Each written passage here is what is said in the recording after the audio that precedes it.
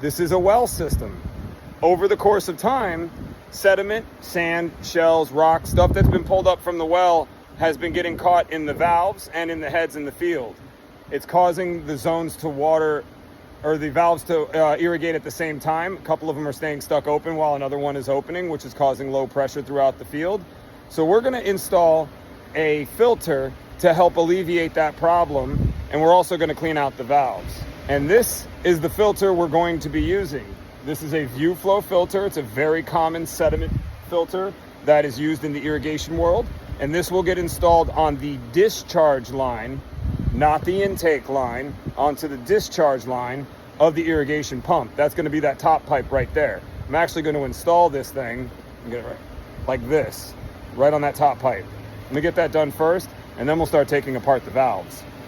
Before I start making repairs, let me show you what's going on here. Right now I have the pool zone turned on from HydroWise, and that zone should just be the rotors around the pool. What you're seeing right now is what's happening. All the rotors around the pool are on. At the same time, the south field zone is also running. So we're not getting the pressure we need all the way to the end of the zone. And that's because the valves are getting stuck open because of the sediment. So when we go and change all this out and install the filter and clean everything, we should be able to turn on the pool zone, and this south field zone shouldn't come on. If you're asking yourself, Justin, why didn't you install that from day one?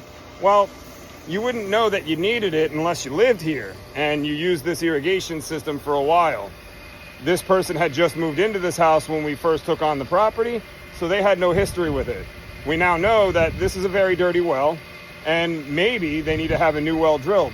But until then, we're going to install a filter so that we can catch this debris before it makes it to the valves and to the heads. This is actually going to be a pretty simple install. I'm going to make 2 cuts on that pipe right there so that this can fit in the middle.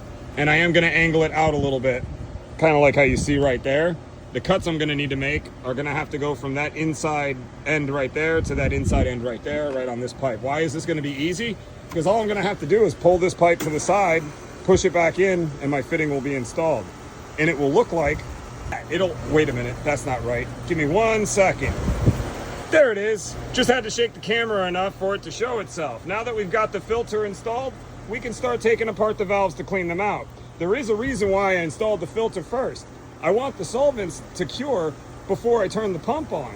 And the time it's going to take for me to take apart all 4 of these valves and put them back together, the solvents will be cured and I'll be able to turn the pump on. Before I get started by taking apart the valves completely, let me explain what I do first. I removed both of the solenoids and their little handles and put them to the side. The solenoids are sitting in that wire bundle right there off of the ground. I don't exactly want them sitting in the mud, but if they end up down there, it's just a matter of rinsing them off. This will just keep them out of the mud for now. The next step now will be to take out all of the screws in each one of these valves, take out the parts, and we're going to go and turn on the pump. We could actually use that hose right there, but I probably will just turn on the pump to flush out what's in here, clean off the rest of the parts, and put it back together. All right, let's go ahead and pull this valve out. All right, go ahead and pop that sucker off. And that's what she looks like, all dirty. We'll clean her up. And this one, you could see the film on the top of the diaphragm here. See how I'm cleaning it away? That's the sediment that's getting in here. Let me go grab a flathead screwdriver, actually. Let me go grab one, I got one right here. And now we got it off. So we're gonna go ahead and clean all of that like we did to this one. This one's already been cleaned, ready to go. And before we put them all back together though, we are going to pull these collars and we're going to flush the system so that there is no debris on the inside of these valves. All right, with the valves nice and flushed, we can go ahead and put everything back together in this box. All right, so those 2 are done. Now we gotta go to these 2 over here. As you can see, we got these ones open. I stopped so I can show you something. In this valve, it's got a little bit of debris in it, but the next one is the last valve on the line, and that's got a crap ton of debris in it. So what I'm going to do is I'm going to carefully unscrew the plug on the bottom so I can drain this valve rather than turning it on, which will end up forcing that dirt into the lateral line that will end up going out to the zone that was stuck open.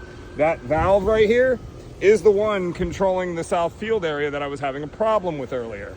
So let me go ahead and get this all flushed out and put these valves back together so we can see this system working like it should. And as you can see, the pool zone is coming up this time, all around the pool, and the south field zone is not running.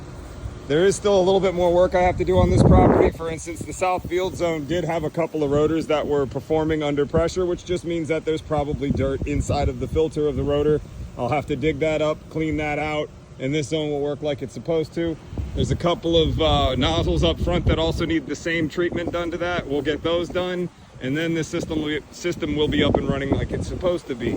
I noticed when I turned this system off earlier that there's already some sand settling into the filter here. I don't know if you can see it there, but this thing's only been running for like 5 minutes and we're already collecting sediment. I'll speak to the customer about hiring a well company to take a look at their well, because this might be a situation where the well collapsed, which would explain where all of this debris came from that was in the bottom of those valves. All of this came out of those valves. All right, on to the next one.